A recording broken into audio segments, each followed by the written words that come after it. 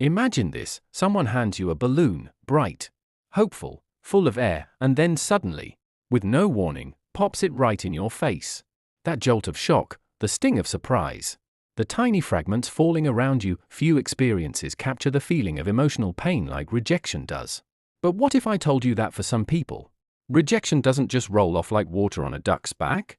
Instead, it feels like a bruise on the heart, a weight on the chest, a deep pang that lingers long after the moment has passed. Today, we're going to dive into the psychology of people who take rejection really hard and why emotional pain feels so very real. Rejection is universal. Every human being will experience it at some point: someone declining a date, a job application being turned down, a friend drifting away. But the way we respond to these moments varies widely. For many, a rejection is a setback, a disappointment. Sure, but one that we recover from and move on. For others, however, it can feel catastrophic. It's as if their sense of value and belonging is tied up in that single moment. Why does this happen? What makes rejection so painful for some people? And how does the mind process that pain? To understand this, we need to go back to something ancient, back to a time when humans lived in groups not just by choice, but by necessity.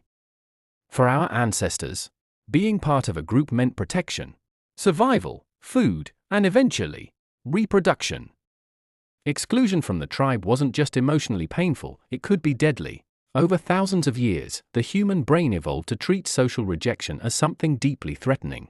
In fact, modern neuroscience shows that the regions of the brain that light up during physical pain are the same ones that activate during social rejection. Emotional pain literally overlaps with physical pain. So when someone is rejected, the brain doesn't shrug it off, it feels it. And to some people, that pain registers more intensely. But biology is just the starting point. The way a person experiences rejection is also shaped by their personal history. Imagine two people applying for the same job. One gets the offer, the other doesn't. The person who takes it in stride might have a secure sense of self, they trust that one rejection doesn't define their worth. But the person who takes it hard might have a core belief that they're not good enough, unlovable, or destined to fail. For them, the rejection isn't just about that job, it confirms a deeper fear. These beliefs often form much earlier in life. If someone grew up with critical caregivers, experienced abandonment, or was frequently compared to others, they may internalize negative messages about themselves. Over time, their self-worth becomes fragile, resting on external validation. Every no, every slight, and every disappointment becomes evidence for a narrative they've believed for years: I'm not enough. So the pain of rejection isn't about the moment itself, it's about the meaning they attach to it. And then there's attachment style, the way we learn to connect with others as children. Psychologists talk about secure and insecure attachments. People with secure attachment tend to trust others, handle challenges with resilience, and bounce back from rejection more easily. But individuals with anxious or avoidant attachment styles might react to rejection with intense distress or withdrawal. Someone with an anxious attachment might feel rejection as a threat to their safety and seek reassurance obsessively, while someone who is avoidant might shut down emotionally to protect themselves. Both can take rejection very hard, but for different reasons. Emotionally sensitive people also experience rejection more acutely. These individuals tend to feel things deeply, the highs are high, and the lows are low. When rejection hits, their nervous systems respond intensely. They replay the event, analyze every detail, and struggle to let go. This isn't a choice, it's how their nervous system is wired. For them, rejection feels like a blow because they absorb it with their whole being. Perfectionism can make rejection even more painful. When someone sets impossibly high standards for themselves, failure becomes intolerable.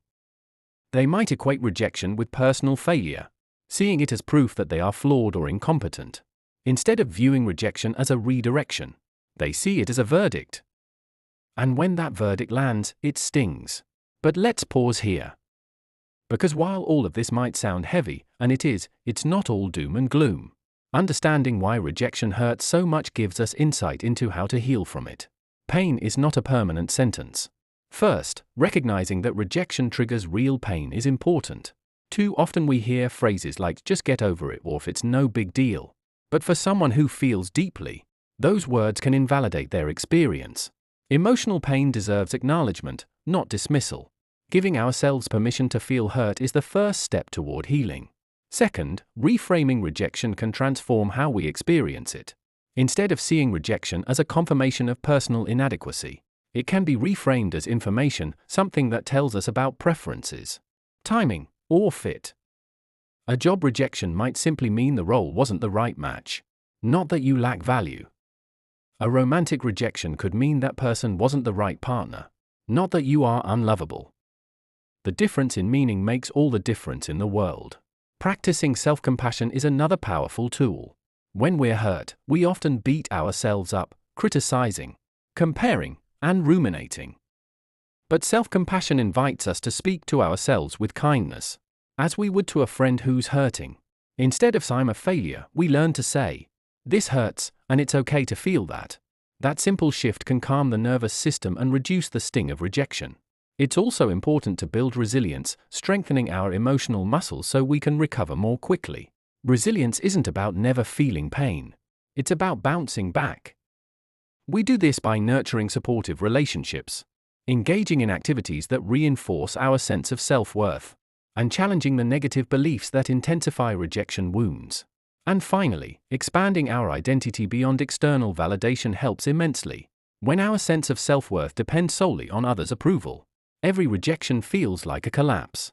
But when we cultivate internal sources of value, our passions, our strengths, our growth, rejection loses its power to define us. So the next time rejection comes knocking, remember this: it's not a measure of your worth. It's a moment in time, a painful one. Yes, but a moment that doesn't have to echo forever. Your brain may register the sting, your heart may ache, but you have the capacity to reframe, recover, and grow. Rejection is not a verdict on your life, it's a chapter in your story. And as always, understanding your mind is the first step toward mastering your emotions. If this exploration helped you make sense of emotional pain, give it a like, subscribe for more insights. And remember, your value isn't defined by any one moment.